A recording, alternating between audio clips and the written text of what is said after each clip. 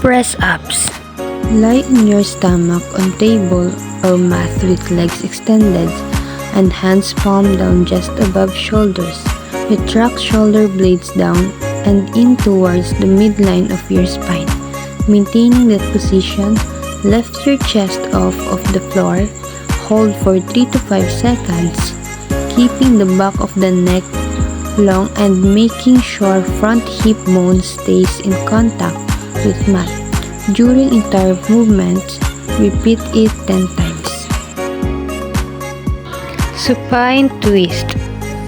Lie on your back on floor with hips and knees bent to 90 degrees, with feet flat on floor. Draw in abdominal muscles and maintain throughout exercise. Slowly and with control. Rotate knees to one side, keeping hips in contact with the floor. Engage obliques to pull knees back to center and repeat on opposite side. Repeat in 10 to 20 times.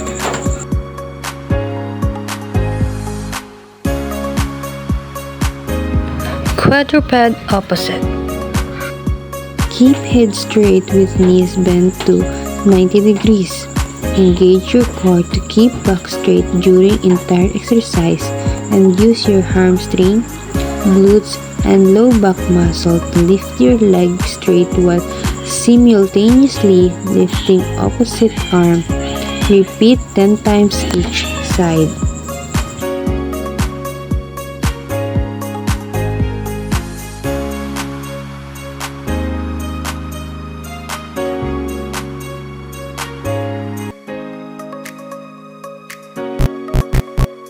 Forearm plank, reach out. Start in a forearm plank position with your elbows directly under your shoulders, hands facing forward so your forearms are parallel. Core engaged, hips level, and legs extended straight behind you. From this position, reach your right hand forward and tap the floor in front of you. Return your right hand to your starting position and then reach forward with your left hand to tap the floor in front of you. Continue to alternate sides as you focus on keeping your hips steady throughout. Make it easier. If this exercise feels too challenging, take your feet wider than hip width apart. The wider your feet, the easier to move should be. Side plank. Lie on your right side with your right hand directly underneath your right shoulder. Extend your legs and stack your left foot on top of your right and then squeeze your abs and glutes to lift your hips off the floor. Extend your left hand straight up towards ceiling. Hold here for a set amount of time. Targets the core, especially the obliques. Plank tap.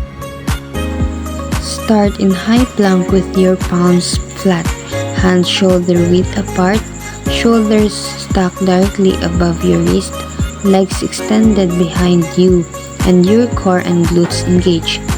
Tap your right hand to your left shoulder while engaging your core and glutes to keep your hips as still as possible. Do the same thing with your left hand to right shoulder.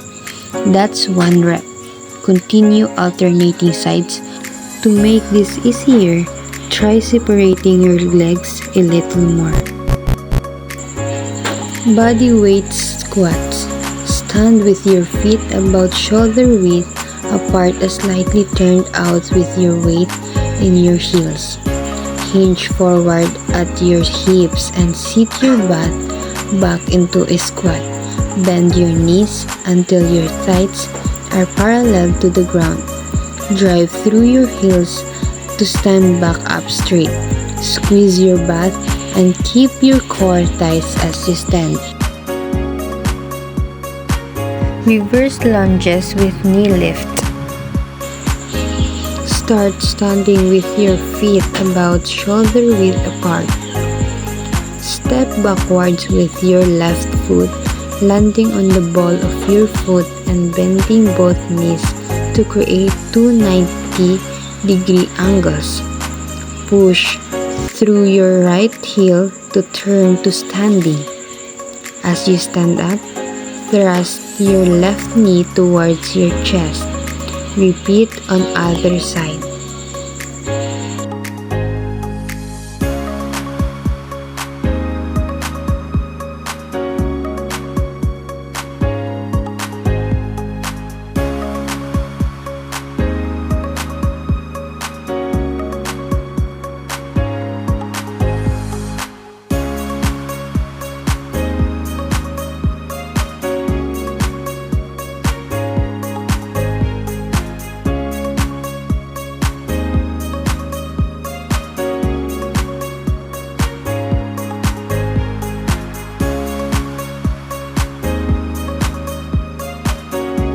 While squat calf raises. Stand with feet wider than shoulder width apart, toes turned out, and hands on hips or in front of your chest. Squat until your thighs are parallel to floor. While staying in a squat, lift both heels off the ground and hold for 2 seconds. Lower heels back down.